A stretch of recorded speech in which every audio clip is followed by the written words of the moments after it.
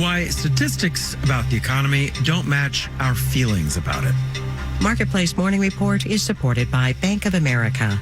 From local shops to global enterprises, Bank of America is committed to helping businesses of all sizes make every move matter. Learn more at bankofamerica.com/banking for business. From Marketplace, I'm Sabri Benishore, in for David Brancaccio.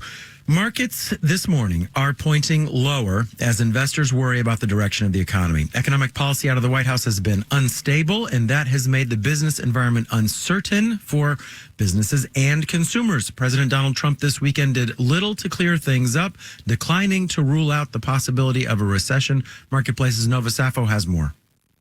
On Fox News this weekend, President Trump was asked whether the U.S. economy could be headed for a recession this year as layoffs, federal spending cuts, and tariffs take a toll. I hate to predict things like that.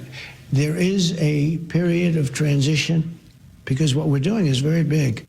A period of transition.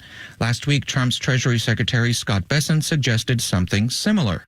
The market and the economy have just become hooked. We've become addicted to this government spending, and there's going to be a detox period. It's not just about government spending, though. Markets moved sharply lower after Trump imposed tariffs on Canada and Mexico. Nearly all economists polled by Reuters last week said recession risks have risen in all three countries. Commerce Secretary Howard Lutnick on NBC's Meet the Press over the weekend called all of this not a transition, but... Will there be distortions? Of course. Foreign goods may get a little more expensive, but American goods are going to get cheaper. Economists dispute that cheaper assertion. The administration plans to levy 25% tariffs on steel and aluminum imports this Wednesday. I'm Nova Safo for Marketplace. All right, let's do the numbers. Dow, S&P, and NASDAQ futures are very down. Dow futures are down 493 points. That's 1.2%. S&P futures down 1.4%. NASDAQ futures down 1.7%. The yield on the 10-year Treasury is 4.25%. Canadian convenience store giant ACT owns Circle K convenience stores, among others. It plans to take over the company that owns 7-Eleven, Japanese firm 7 & I Holdings.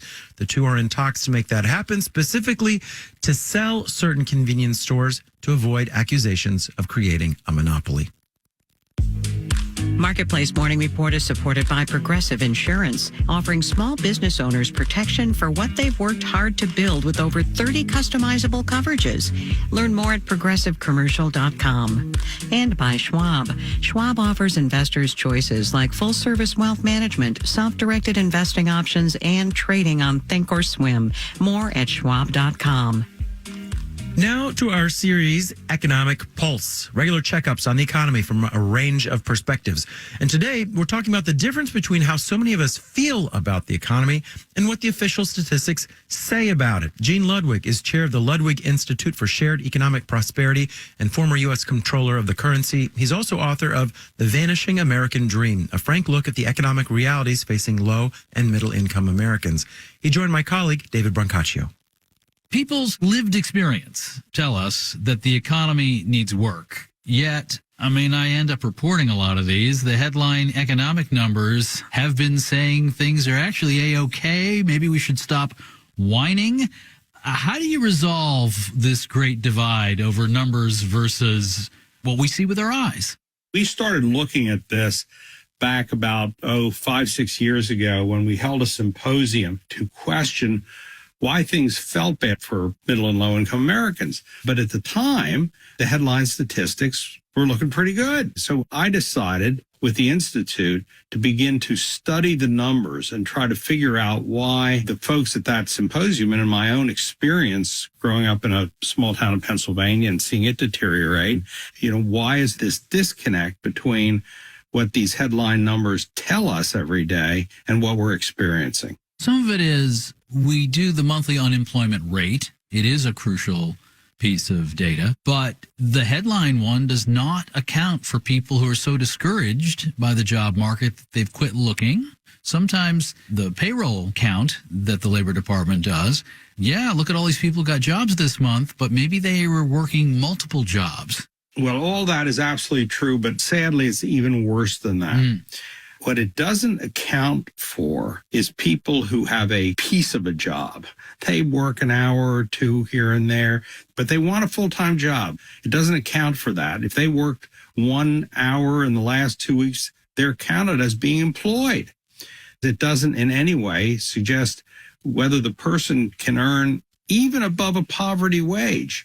So unemployment, as we'd like to say it, functional unemployment, it's really in the 20s, which is horrifying. And for people of color, it's much worse. Many orders of magnitude higher than the headline figure that they hand me every month when the unemployment rate comes out. That's only one of the headline statistics that's misleading. The inflation rate is also misleading. CPI is what it's called, Consumer Price Index, is a basket of 80,000 goods and services. But for middle and low income Americans, they use a relatively narrow group that matter to them most, which is food, housing, education, transportation to work. And if you look at the basic things that they can afford to buy, they have inflated over the last 20 years more rapidly than the CPI. So they're worse off. And that is a big deal because it means that net, their wages haven't increased over the last 20 years.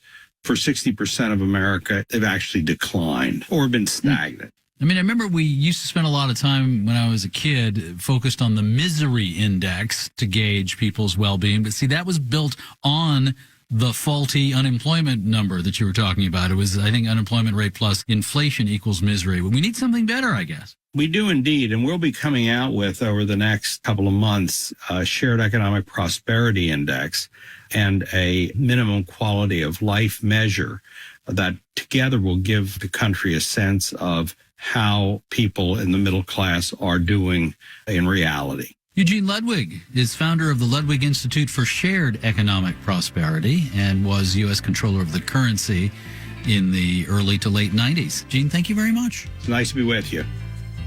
Who's speaking there with Marketplace's David Brancaccio. In New York, I'm Sabri Benishore with the Marketplace Morning Report.